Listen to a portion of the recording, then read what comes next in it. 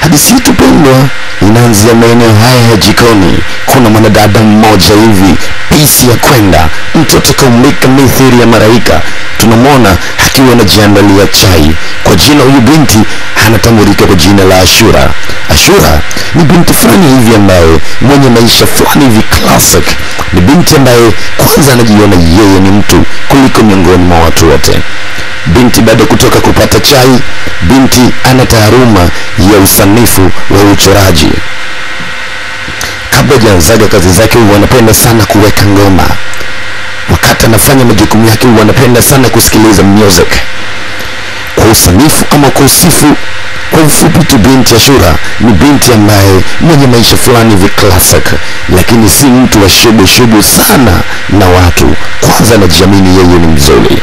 Sasa kwenye uzuri wake nini kitachomkuta? Hakika mtoto ni mashallah, mtoto kaumbika, mtoto figa namba 18. Huyu binti Ashura anamshukuru Mungu kwa kumpa afya, anamshukuru Mungu kwa kumpa uzima. Hatimaye sasa anaanza majukumu yake, anaanza kuchanganya rangi kwa ajili ya kuchora picha. Binti ni msanifu wa uchoraji kama nilivyokuambia. Ashura ni mwanadada fulani hivi mzuri, mlembo, mtanashati, ana figa ya kuwa mwanamke wa kuwekwa ndani. Binti anaanza sana yake kwa kuanza kupiga vipimo na kuanza kuchora vipimo, ili mradi hawezi kukichora kile kitu kwake anachokiona kinamfiti. Binti Ashura akiwa kwenye kazi zake ni binti mwenye furaha mno, yani anaenjoy kile anachokitenda. Unaweza ukasema ni mtu asiyekuwa na stress kabisa. Ashura huyo sindo Ashura kiuno. Baada ya muda kuisha kwenye kazi zake, binti amerudi zake chumbani, amejilalia. Lakini wakati amelala usingizi upatikani. Wakati amelala anahisi makelele mno. Wakati amelala usingizi hauji, kwa maana kuna upande wa pili, kuna watu wanapiga mikelele. Binti usingizi umeshindikanika, ikabidi amke aende upande wa pili. Upande wa pili kuna kidali anatambulika kwa jina la Lama, mchizi fulani hivi amazing sana. Jamaa akiwa nyumbani kwake, hapo mlango unagongwa, ni kipande cha mtu. Wakati anafungua mlango, amini anachokiona, anakutana na binti mzuri ambaye hakuwahi kumuona maishani mwake. Binti anaona jamaa, mbona ananitazama kwenye matiti huyu? Anamwambia, nikusaidie nini mlembo? Mimi natambulika kwa jina la Lama. Binti kamtizama, anasema, sikiliza, mimi sitaki salamu, shida ni kelele. Anamwambia, mimi nipo zangu ndani na enjoy maisha yangu mwenyewe, changamoto ni nini? Ina maana humu ndani nyinyi mpo disco, mbona kelele kubwa sana? Yaani mimi nipo chumbani kwangu nasikiliza muziki, unasema nakusumbua wewe? Anasema ndio, watu tuna kazi zetu, hebu zima muziki wako. Lama ikabidi azime muziki. Anasema, vipi, umelizika hapo? Ashura kaona mpumbavu kweli. Lama ikabidi amsamanishe binti. Anamwambia, mtoto hatari, mtoto nyama zipo. Lama ikabidi afurahi tu. Tunatoka upande ule, ni siku nyingine tena. Huko kuna mtu tunamwona yuko kwenye kuchora picha, ni binti Ashura. Ashura ni msanifu. Upande wa pili Lama bwana, nyumbani kwake kuna ugeni. Sasa chumba cha Lama na chumba cha Ashura kinakaribiana. Lama kuna ugeni amekuja na kumwambia binti aliyofika huyu ana makelele. Hakika siwezi kuamini Lama, kama nimekuja nyumbani kwako. Anaambia, karibu kwangu. Wow, nye, mbona mnapiga kelele? Mimi nipo chumbani kwangu nafanya kazi zangu, mnapiga mikelele kwenye kordo. Lama anaambia, binti, mgeni wake anatambulika kwa jina la Sarma. Anaambia, Sarma, hebu ingia ndani kidogo. Yaani nyinyi bado mkapiga kelele chumbani kwenu, wewe na mgeni wako mmekaa hapa nje mnatupigia kelele? Lama anasema, hebu ingia ndani kwanza binti, maana huyu anataka kuniletea mbwembe huyu, hata sijui nini cha kukitenda. Binti anamwambia, sikiliza, usijali, kama mgeni wako akija, nenda naye ndani, sio nazungumza naye maeneo haya, tafadhali kwani wastaarabu basi. Anaambia, haya, kama ni hivyo nimekuelewa.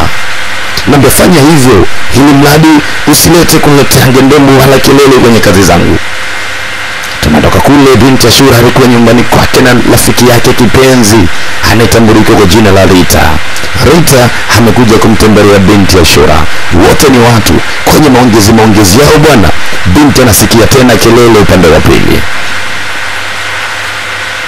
ikabidi watoke waende upande wa pili. Upande wa pili kwa Rama walikuja marafiki zake, wamefungulia ni mithili ya night club hivi, wanakula bata. Binti kaja kagonga mlango, yeye na Rita ndio kuna nini? Watu ndani wana celebrate, watu ndani wanakula maisha, watu ndani wanakula maisha. Baba wewe, kagonga sana kwa asili, mwisho wa siku kagonga kwa vuruma, yeye fungueni pumbavu. Mbona sio staarabu hawa? Watu ndani wanakula maisha. Wewe kuna mtu anagonga huko, hebu nenda kafungue bwana. Ni nani sasa? Nimesiwajui. Pakome kabidi afungue mlango, anaingia ndani na binti asibu, bwana check pieces. Binti anaingia ndani anapiga kelele, nyinyi mbona mna adabu nini? Sisi tumekaa tunashindwa kulala, nyinyi mnatupigia mikelele yenu. Hebu zimeni mziki wenu. Nakwambieni zimeni mziki wenu. Rama kabidi amfuate binti Ashura, ambaye sijali bwana, mimi nipo na wageni wangu, bado tuna celebrate. Sasa hivi ndio kwanza saa 3. Ndio saa 3 usiku, sisi tunahitaji kulala. Binti nalala saa 3 usiku. Bwana jamaa ikabidi mtongoze Rita hapa, ambaye mtoto mimi nimekuelewa, vipi tubadilishane namba basi. Rita ikabidi atoe namba pale, afu muone kama nitakupigia. Na bwana tuendelee ku celebrate bwana, tunasherehekea. Watu wameshindwa kuelewa binti Ashura, ikabidi aondoke yeye na Rita. Bwana yeye na Rita imebidi rudi ndani kwa binti Ashura. Amekasirika kwa maana hauwezi kuamini hiki kitu anachokiona, maana jirani yake yeye ni mtu wa fujo, ni mtu wa kelele mno. Binti usiku amelala, usingizi ya uji, mikelele ya upande wa pili, hajui atafanya nini. Ilikuwa ni kero kwa upande wake. Asubuhi na mapema kumekucha, binti alipo maeneo ya kwake, kuna mtu anagonga hodi. Anayegonga hodi ni nani? Anayegonga hodi ni anajitambulisha kwa jina la Rama. Anamuuliza unahitaji nini kwangu? Rama anasema nahitaji tuje kuzungumza. Uzungumze kuhusiana na nini? Nahitaji tuje kuzungumziana kuhusiana na kile kilichotokea jana usiku, nahitaji ni kuombe msamaha. Binti kabidi afungue mlango, Rama aingie. Anasema hakika bora nikae. Nini, njoo tukae tupige story kidogo mama. Rama kamuelewa binti Ashura, maana Ashura ni Ashura kweli. Na njoo kae chini basi tuzungumze. Binti amenuna, maana jirani yake anamletea ngendembo kila siku na mafujo yasiyo pumzika. Na ndio hana kusikiliza unataka nini. Anasema kiukweli nimekuja kukuomba msamaha. Naomba unisamehe kwa kile kilichotokea. Kwa hiyo ukihitaji kuomba msamaha ndio lazima uje kwangu. Naambia ndio. Binti kabidi akae chini, Rama msogelee binti. Rama kiukweli kamuelewa Ashura. Mbasikiliza binti, naomba tubadilishane namba basi ili tuweze kuchati. Na mbasikiliza, hebu ondoka hapa. Basi mimi naondoka, lakini umuhimu yote kwa yote mimi nakuomba msamaha. Binti Ashura amekaa, Rama kampiga busu. Utani huu mwisho wa kweli. Binti alichukia sana Ashura. Anamwona Rama ni mwanaume malaya mno, kwa maana nyumbani kwake kila siku wageni wa kike na mikerere tu. Binti asubuhi na mapema ya siku ya pili akiwa amekaa kwenye hii hoteli yao, kuna swimming pool. Wakati uko hapa, Rama naye pia amekuja. Halo, habari? Binti katulia. Mlembo, nakusalimia mimi. Mtoto mzuri wewe. Rama ikabidi anze uchokozi kidogo. Wewe unataka nini niache? Na siwezi nikakuacha, maana moyo wangu umewajibika juu yako. Moyo wangu umekuwa mtumwa dhidi yako. Hakika natamani ukaribu na wewe. Mlembo Ashura. Ashura anajifanya yuko busy. Mwisho siku Ashura ni mapozi kibao, maana mtoto mzuri. Unasikiliza bwana, mimi siwezi nikakaa na mtu malaya kama wewe. Ile kwanza jue. Afu la pili mimi nataka niondoke, hebu ninyanyue hapa. Rama ikabidi mnyanyue, maana sana bolewa binti. Binti ananyanyuka nusu adondoka, hatimaye wote wanadondokea ndani ya swimming pool. Hakika mapenzi yanaanzaga kama utani hivi. Mapenzi yanaanzaga kama masihara hivi. Hatimaye Rama anakuja kumkumbatia binti Ashura. Rama kamwelewa binti, anamwambia pole sana, ila yote kwa yote moyo wangu umewajibika dhidi yako, nahitaji niwe na wewe. Ashura anambia niache, toka huko. Rama naye anamrudishia, anataka kutumwagia ni maji, basi poa tu, lakini jua mimi nakupenda. Basi natosha, basi usinimwagie maji. Hatimaye siku ile ikapita na usiku kaingia. Binti alikuwa kwenye majukumu yake ya uchoraji, lakini wakati kwa kwenye majukumu haya ya uchoraji, hili tukio analikumbuka toka siku ya kwanza alipoanza kukiona kifua cha Rama binti Ashura. Sasa moyo wake umeanza kudata,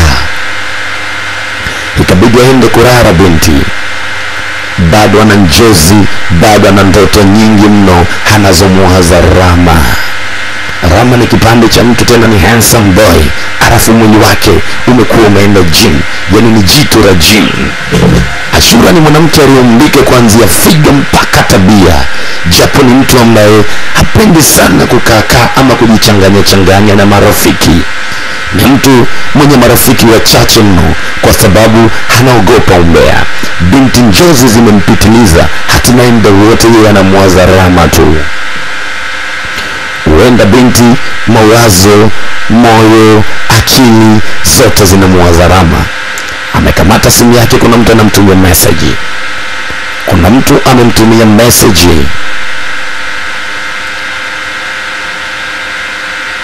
Kamtumia message mtu anaitwa Rama. Rama kamuuliza, vipi binti, umeshindaje? Binti bado kubali kwamba na yeye pia amependa. Ikabidi amjibu tu, achana na mimi bwana, fanya maisha yako, siwezi kukaa na mtu maraya kama wewe. Lakini binti amejibu message hii moyoni mwake akiwa naumia. Anajiuliza, je, niendelee kumpenda huyo mtu ama niachane naye kwa sababu huyo mtu anaonekanika ni playboy? Siku ya pili, binti kwenye usanifu wake kuna picha ameichora bwana. Amemchora mwanamke mzuri, lakini amemkata kichwa. Ni mwanamke mwenye figa mzuri mno, alafu sehemu za siri ameziweka hivi. Binti anaiandaa hii ni kana kwamba zawadi anayempelekea mtu. Hatimaye anaifunika. Baada ya kuifunika, anakuja kugonga upande wa pili. Lo, hii zawadi binti amemletea Rama. Ina maana tayari moyo wake umekunjua, lakini Rama naye pia anaonyesha amekasirika mno, kwa maana amechati na binti. Binti amemjibu kunya, anabakika, hii ni zawadi nimekuletea. Anasema, zawadi yako sasa inamaanisha nini kwangu? Rama, tafadhali naomba tuzungumze kidogo. Nizungumze nini na mimi? Wakati jana umezungumza kwenye message unaniambia unitaki. Amna, nimezungumza vile kwa maana bado sijakufahamu, lakini bado nina hofu juu ya wanawake hao wanaoingia toka nyumbani kwako, ni kama dangulo. Mimi nahisi wewe pia ni malaya.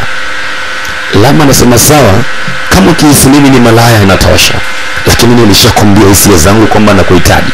Wewe umeshindwa kunielewa, so mimi nitafanyaje? Rama ikabidi mchana binti.